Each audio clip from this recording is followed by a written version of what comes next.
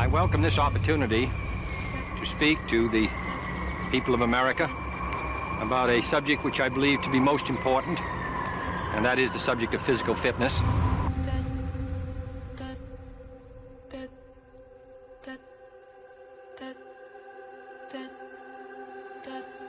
A country is as strong, really, as its citizens, and I think that mental and physical health go hand in hand. There is nothing, I think, more unfortunate than to have soft, chubby, fat-looking children. I hope that all of you will join, and everybody in the United States, to make sure that our children participate fully in a vigorous and adventurous life which is possible for them in this very rich country of ours. There's been a 50% decline in sperm counts in the last 40 years, along with a precipitous decline in testosterone production. We're headed for a calamity, and that's not hyperbole, it's not exaggeration, it's just a mathematical fact. Would you recommend young men to tan their balls? To what?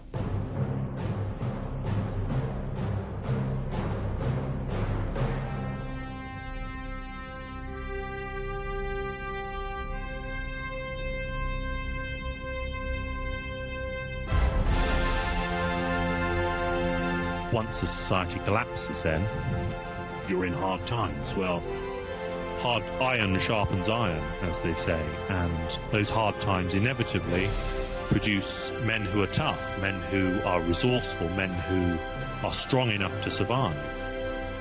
And then they go on to re-establish order, and so the cycle begins again.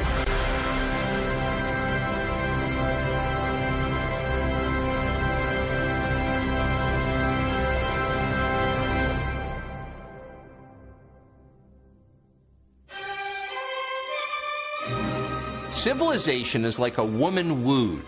She's won by the love of the strong man and lost by the impotence of the weak one. The Greeks called this anacyclosis, the life cycle of any society. In a golden age, heroic leaders pursued transcendent goals, something bigger than themselves. They overcome challenge after challenge, and then they win. Then, surrounded by the wealth and the comfort they have won, they lose their life force. They become confused and isolated. They lose faith in themselves, and the civilization they've created begins to decline. Author C.S. Lewis warned of a West that one day would be filled with what he called men without chests, and we see that prophecy coming true today. We call them, less poetically, man boobs. They're a physical manifestation of something bigger, the decline of manhood, of virility, of physical health, all of which together threaten to doom our civilization. Testosterone levels in American men are declining by about 10% per decade, 1% a year. Sperm counts have plummeted 50% in the last 40 years. If that trend continues, we won't simply be weaker than our grandfathers, we won't have grandchildren of our own. Civilizational decline is not inevitable. We don't have to be the spectators of our own defeat. We choose this road, not just for ourselves, but for our children. So we have a responsibility to enter into the arena and make America healthy again. We just need the motivation. Chop, chop, chop. When you get to the cone, push off your outside foot, change directions. The motivation factor for young men Much better, boys. is to have a physical challenge that demands developing mental stability. Chop, chop, chop. There you go. And if you don't set that up for our young men, our boys, they won't develop properly. Ron Jones is an historian, a PE teacher, and the curator of the La Parati Archive, which is a remarkable film collection. The archive gives a glimpse into a country that was and still could be. You've probably heard that American kids are getting soft. The marshmallow generation, some people call them. Well, these are American kids you're watching. They're a group of high school boys who just happen to be in the same physical education program. They attend La Sierra High School in Carmichael, California. La Sierra High School was really, it was the last great PE program in America, and it was put together by Coach Stan Laprati in the late 50s. Advancement depends exclusively on performance. The teachers designed it that way, and they say it's a key to the system's success. These boys strove for excellence. In Greek, they called the word arete. It means striving for excellence. And That's how the program was set up. It was that reaching for something higher. Every boy has an opportunity in this program to advance on the team. Blue team, red team, gold team. By the way, to be a Navy Blue at La Sierra High School, you have to be able to do a man lift and carry of a boy 10 pounds within your own body weight and carry him 5 miles without letting his feet touch the ground. If you raise the bar, the kids will generally reach up for it. And if you lower the bar, they'll generally go down lower. Ron Jones found a rare film of one man who wanted to take the standards set by the La Parati program at La Sierra and apply it to the entire country. Now imagine me like rolling the film and seeing this in the headshot, and like no one had seen it before. No one that I knew had ever seen this. I welcome this opportunity to speak to the people of America about a subject which I believe to be most important, and that is the subject of physical fitness.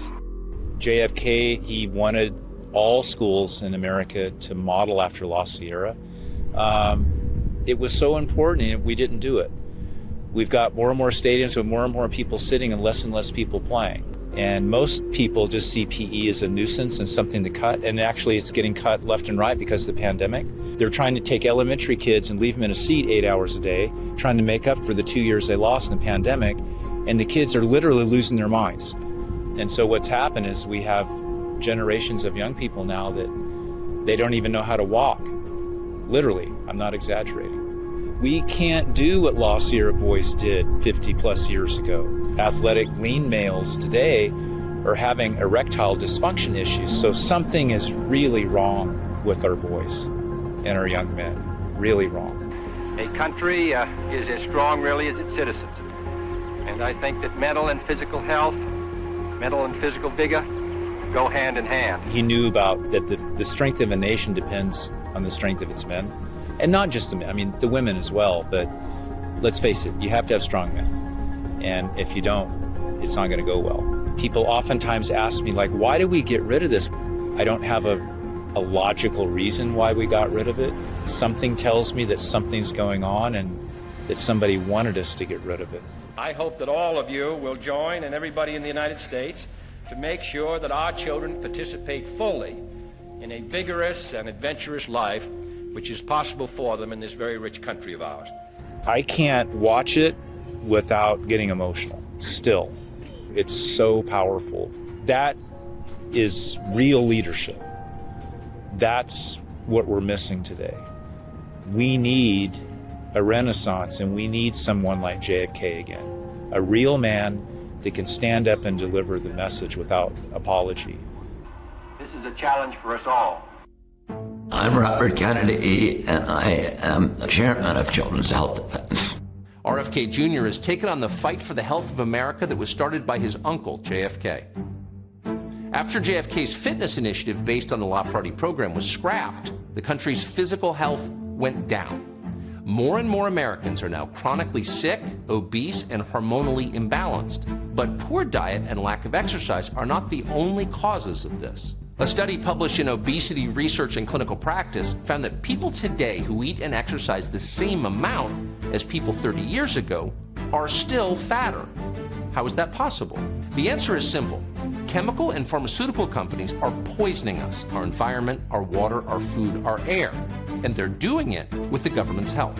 Well, I spent my career fighting the pharmaceutical industry, the chemical industry, the capture of the agencies that are supposed to regulate those industries and protect the public from environmental injury. It has not been a good career move, let me put it that way. It's lost me a lot of jobs and a lot of friendships.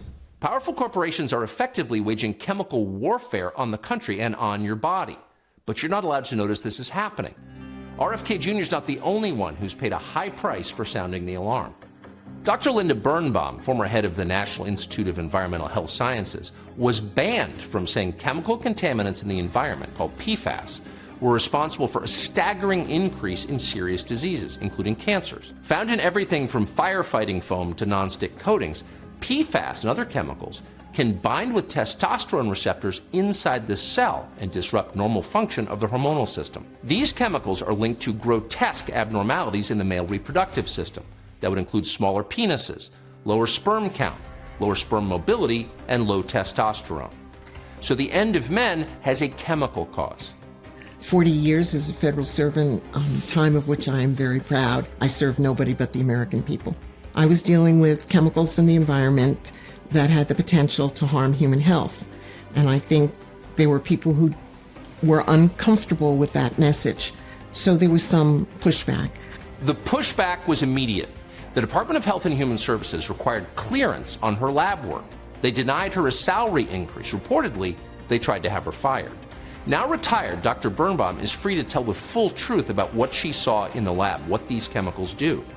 I think one thing that we need to understand is for many of these compounds, there may not really be a safe level. In practice, studying the effects of these chemicals isn't simple. We have safety data on an incredibly small number of the 85,000 plus chemicals now approved for use in commerce. Why? Well, that's due directly to the influence of companies like agricultural behemoth Monsanto. Monsanto actually had a name for the way that it killed studies, which was called whack-a-mole.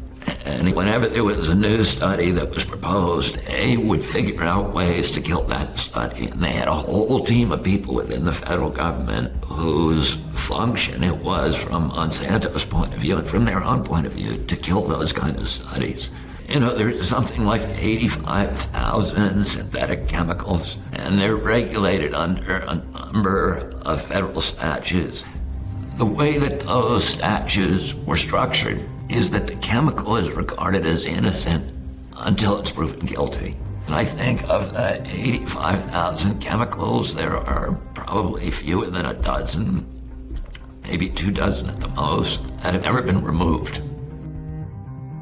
There are chemicals called endocrine disrupting chemicals, let's say synthetic chemicals that can impact our hormone systems.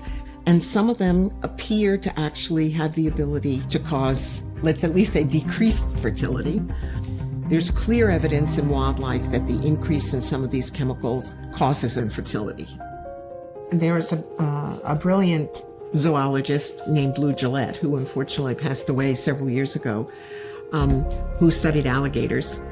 And there's a lake in Florida called Lake Apopka, and he was able to show that the alligators, the male alligators, had teeny weenies, and they had problems in their hormone levels, problems with reproduction.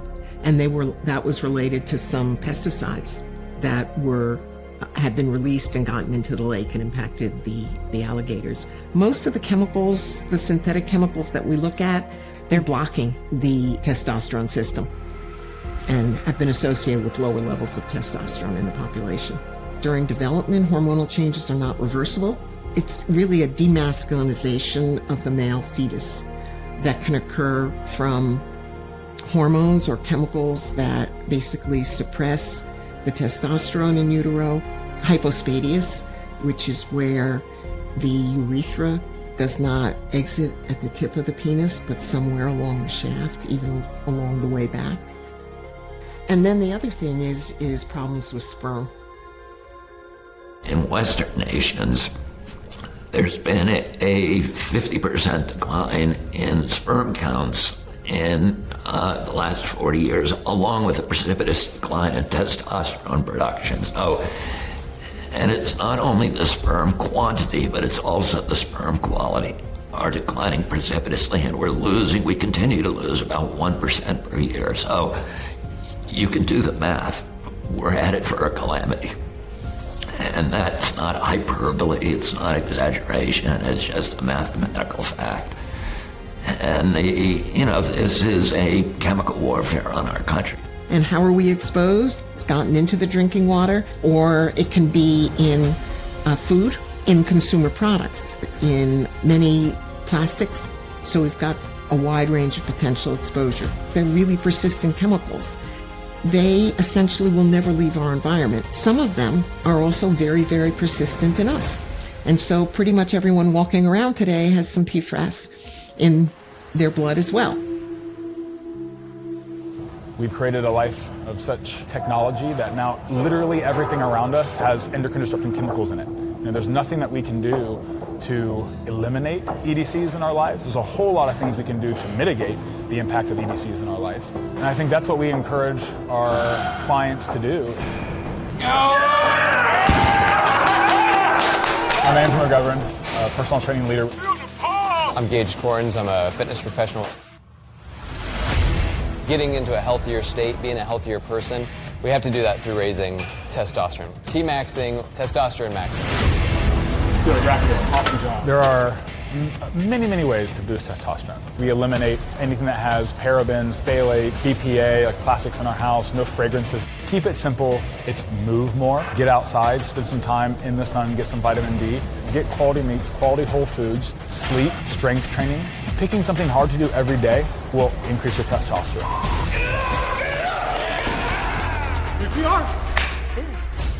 My name's Jonathan Draney. I would describe myself as being depressed before. We have this farm, this homestead, and before, if I had a really long day at work, I would just come home and just feel like I needed to take a nap. Doing all of the things that can boost and raise my testosterone, I do feel more motivated, a lot less stressed over the little stuff. I feel like you can judge a man by the size of thing that upsets him. I don't feel like that type of thing happens anymore. I think when your hormones are balanced, you are not this aggressive person. You are a person who seeks to serve others. You're a person who seeks to transform others. We're designed to do hard things, especially as a man. And it's like a theme in our department of do hard things, and comfort kills. I've tried to set that example for my children, and it's fun to have my wife look at me like she hasn't looked at me in a long time. It's like, you know?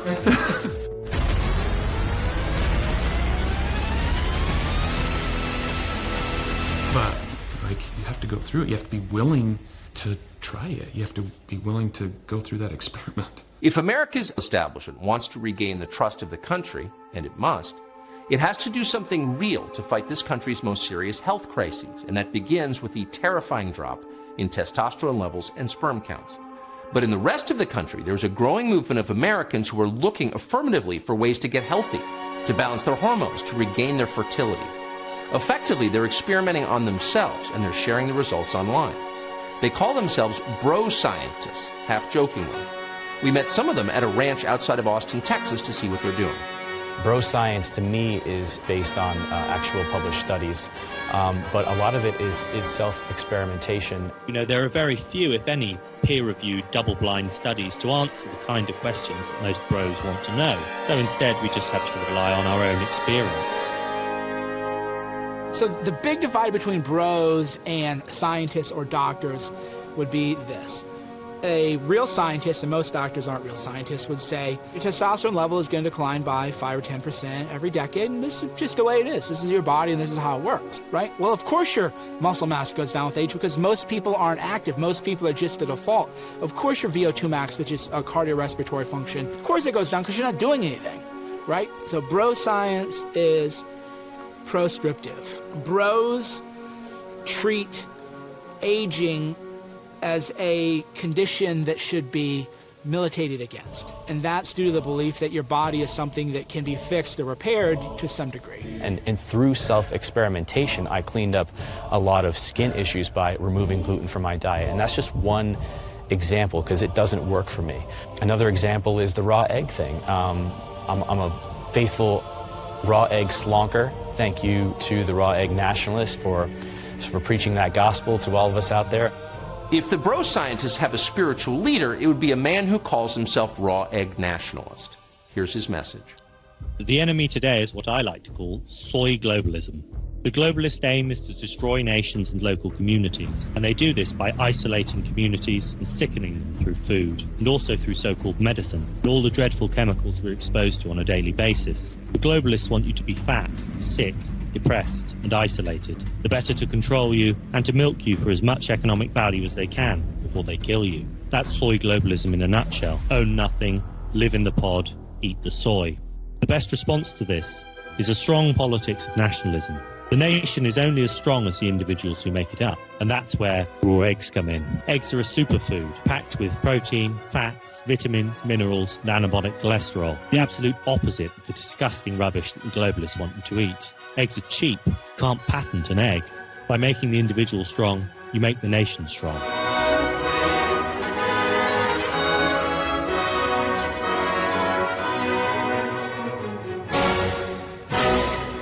I'm a raw egg nationalist. I'm an anon right-wing bodybuilder, and I dispense red pill fitness and health information to the masses. Why should somebody believe me? Well, I'm just channeling the wisdom of the ancients, really. I'm a vessel. Raw eggs were once upon a time an essential part of the bodybuilder's diet, and that was due to a man called Vince Gironda, who was a bodybuilding maverick. Vince Gironda advocated consuming large quantities of raw eggs as an alternative to taking steroids. He did a lot of scientific research, and he was aware of that burns victims once upon a time were treated with a daily dose of 36 eggs, mainly raw. Burns victims would later be given anabolic steroids instead of this egg diet. It's the cholesterol, above all, in the eggs that has an anabolic effect, like steroids. Fast forward to today, various different scientists are now proving that actually cholesterol has a very, very important role to play if you want to maintain normal testosterone levels. Gironda was right, so you need to eat cholesterol. And that means eggs, that means butter, that means red meat, organ meat, eating liver, drinking raw milk, and eating raw milk products, unpasteurized cheese. And this is substantiated in all sorts of studies, for instance, that have shown that eating a low-fat vegetarian diet is about the worst thing that you can do. It just tanks your testosterone. I've tried at various times to sleep on the floor, but it's a bit too much for me. Cold showers are supposed to have various hormonal effects. It's interesting, there's a kind of schism actually on right-wing Twitter about you're either sunning your balls or you're freezing your balls. My name on Twitter is Benjamin Braddock. I'm a right-wing bro scientist, and yes, I tan my balls.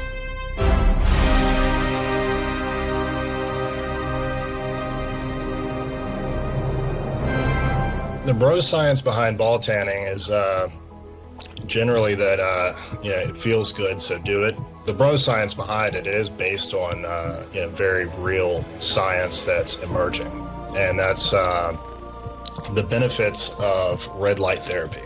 Our cells respond differently to certain wavelengths of light, and red light, it penetrates much deeper into the body, and the effect of red light is to increase the cell's energy. So there are trials right now to actually treat Parkinson's disease. Why you would want to use red light therapy on your balls and the cells in your testicles are what create testosterone, the Leydig cells. So by increasing the cellular health of your testes, you're increasing the function of what they do, and that big part of that is producing testosterone. I've had an interest in health and fitness for quite a while now. As a teenager who had gotten to the point of a type 2 diabetes diagnosis by the age of 19, got into sports, started eating right. The thing I learned was that, it's really when you start getting these toxic cooking oils, out of your diet, that's when you really start to see the most dramatic improvement.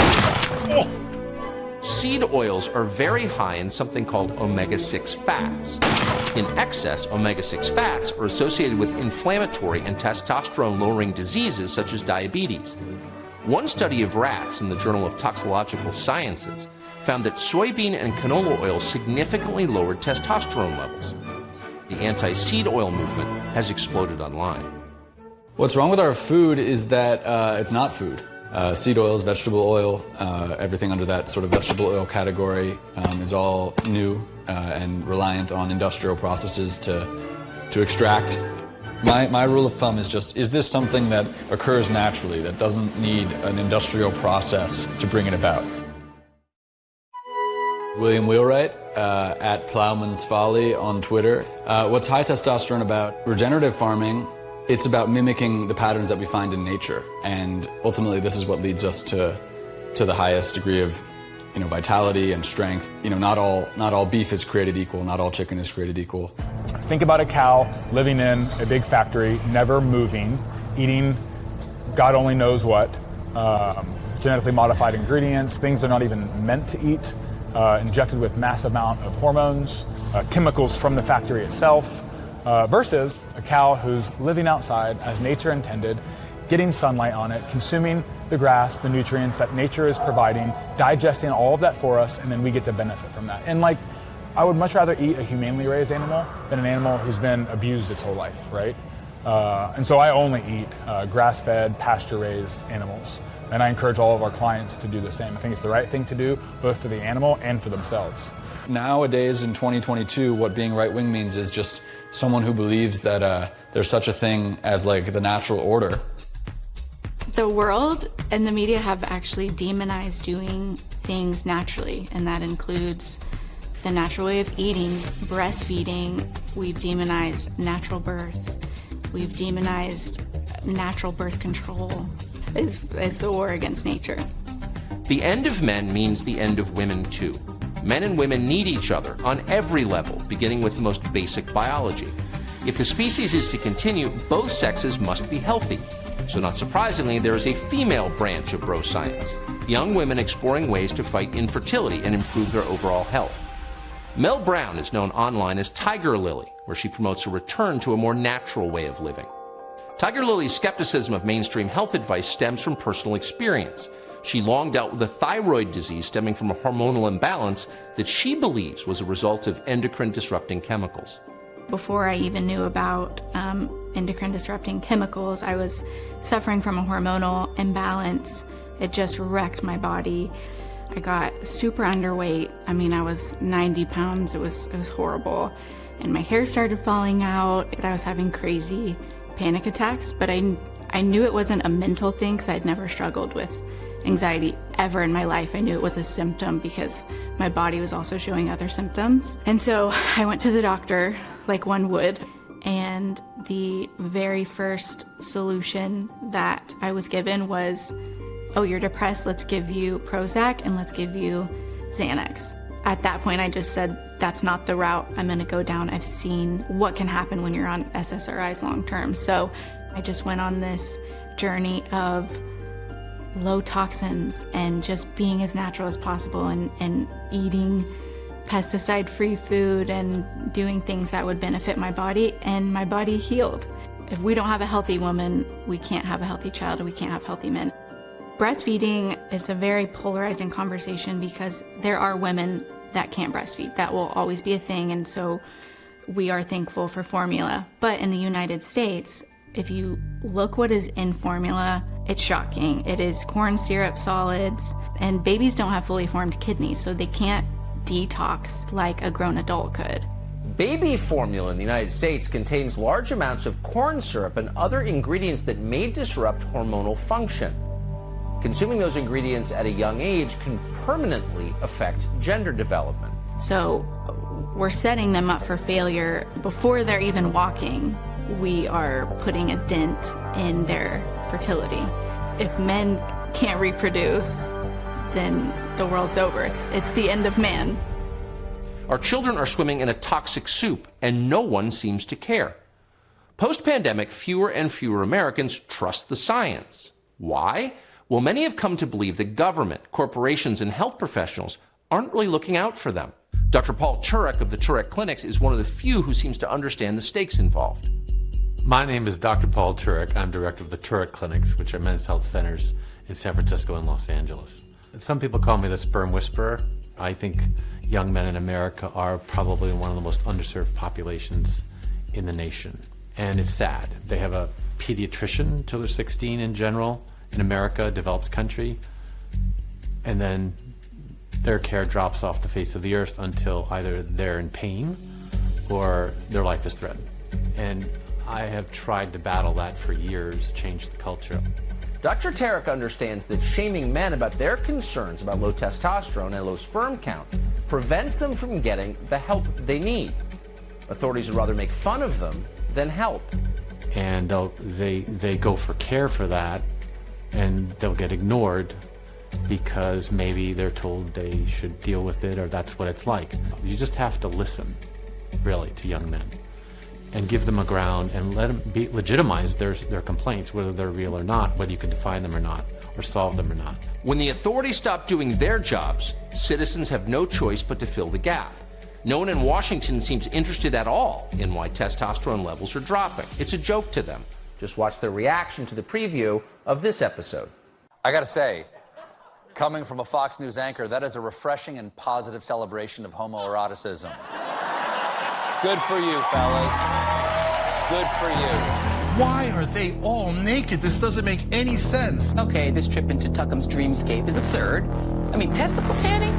You can't watch that and not see how homoerotic it is. Some pretty blatant fascist posturing. So if men want to stay male, they must be fascists and also gay. That's what the media tells you. If you care about your health, if you want to stay fit, you must be a right-wing extremist because good people are fat and passive. This is a slur that is used to prevent healthy forms of male association, so that even basic friendship is now suspect. Masculinity, as a result, has retreated into pathetic spaces like the man cave. So if you're a man and you want to get together to do anything other than watch a sports game and get intoxicated and eat wings with women with boobs hanging out, then you can do that. I call it bacon and boobies masculinity. That's the only permissible expression of masculinity. The recent attacks, these are coming regularly now from the regime media, is going to the gym is far-right behavior. Physical culture is far-right behavior. Well-ordered, disciplined groups of men bound by friendship are dangerous, precisely because of what they can do. They can upset the status quo just like that. A few hundred men can conquer an entire empire. So that's why they want you to be sick, depressed, and isolated. You want to demoralize the people, you want them emasculated, you want them to create no threat to the ruling regime. They haven't thought it through, right? Increasingly large numbers of men are dropping out and ceasing to be men and ceasing to do the necessary things that men must do. Those kinds of societies obviously become weak and ripe for dissolution. Things are going to get worse before they get better. How much worse isn't exactly clear. But I think we've had intimations over the past couple of years, especially with the 2020 mostly peaceful riots. People are realizing, I think, that they're not where they need to be if they want to survive, if they want to continue to live a fulfilling life, if they want to protect not only themselves, but their families and their friends and their way of life. Once a society collapses, then you're in hard times. Well, iron sharpens iron, as they say, and those hard times inevitably produce men who are tough, men who are resourceful, men who are strong enough to survive. And then they go on to re-establish order, and so the cycle begins again.